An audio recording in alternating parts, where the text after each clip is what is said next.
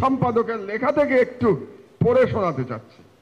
নামটা একটু পরে বলি, আগে লেখাটা একটু পড়ি, একটু শোনেন মনোযোগ দিয়ে। বঙ্গবন্ধুর আওয়ামী লীগ বাংলাদেশ সৃষ্টিতে আমাদের নেতৃত্ব দিয়েছে। গত 14 বছর ধরে শেখ হাসিনার আওয়ামী লীগ দেশ গঠনে আমাদের নেতৃত্ব দিচ্ছে। অতীতের অন্য যে কোনো সরকারের চেয়ে এই অর্জনগুলো স্মরণীয় এবং অতুলনীয়। এটা কবেকার লেখা জানেন? 2022 সালের লেখা, 2022 সালের ডিসেম্বরের লেখা। তো কি এই অর্জনগুলো শেখ হাসিনার অর্জন নাকি অতুলনীয় এবং স্মরণীয়?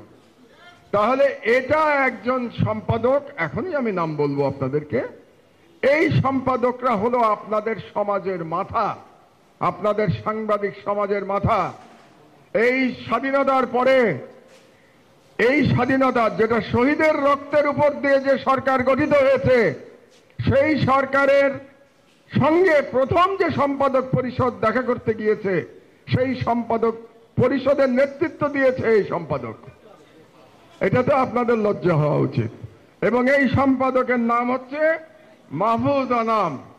তো মাহফুজ আনাম এখনো আপনাদের নেতা, আপনাদের সম্পাদক পরিষদের নেতা। তো মাহফুজ আনামের ব্যাকগ্রাউন্ড কি? আপনারা যে বললেন আজিজ সাহেব ফ্যাসিবাদ মুক্ত দেখতে চান সরকারকে, আগে আপনাদের মিডিয়া ফ্যাসিবাদ মুক্ত করেন।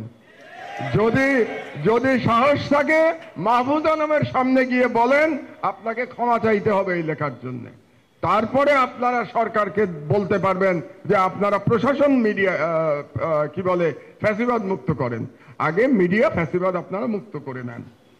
তো এখন এই যে মিডিয়া, এই মিডিয়ার ন্যারেটিভ কি ছিল?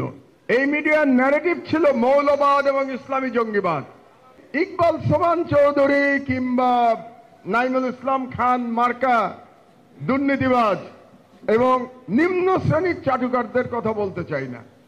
আমার অবাক লাগে ইকবাল সোবহান চৌধুরী নাকি এখনো প্রেস ক্লাবে আসে। কিভাবে আপনারা বসেন? কিভাবে আপনারা ইকবাল সোবহান চৌধুরীর পাশে বসেন আমার জানা নাই। কি আছে, আমার কাছে অবাক লাগে যে ইকবাল সোবহান চৌধুরী এখনো প্রেস ক্লাবে আসে। এই ইকবাল সোবহান চৌধুরী আমার দেশ দখল করতে চেয়েছিল। আমার সহকর্মীরা জাহিদ চৌধুরী এরা খুব ভালো করেই জানে ইকবাল সোবহান চৌধুরীর ইচ্ছা ছিল আমার দেশ দখল করা। সেই ইকবাল সোবহান চৌধুরী প্রেস ক্লাবে আসে? আপনাদের নেতা এখনো ইকবাল সোবহান চৌধুরী আসে? আসে ভাই, আসে না? আজিজ সাহেব আসে না বললে হবে না, আসে ইকবাল সোবহান চৌধুরী। সুতরাং এদের কথা না হয় বাদই দিলাম, আপনাদেরকে এক